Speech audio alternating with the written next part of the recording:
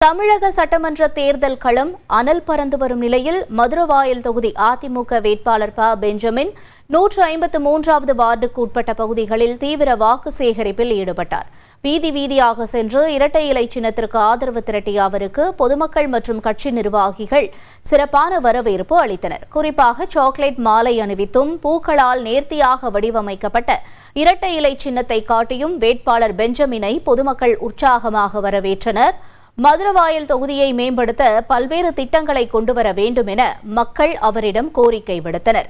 அதற்கு பதிலளித்த பெஞ்சமின், ஆட்சி அமைந்ததும் உங்கள் பகுதிக்கு நேரில் வந்து கோரிக்கைகளை விரைந்து நிறைவேற்றுவேன் என்று வாக்குறுதி அளித்தார்.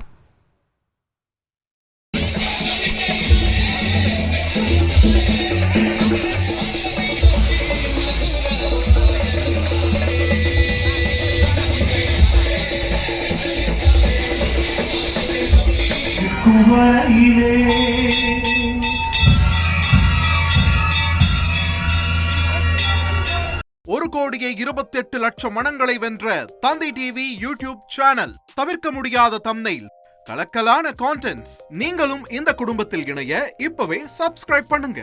அசுரபலம் கொண்ட எங்கள் டிஜிட்டல் கரங்களில் உங்கள் விளம்பரங்களை சேர்க்க வாட்ஸ்அப் பண்ணுங்க. 8939888838. Email advtthanditv@dttv.in.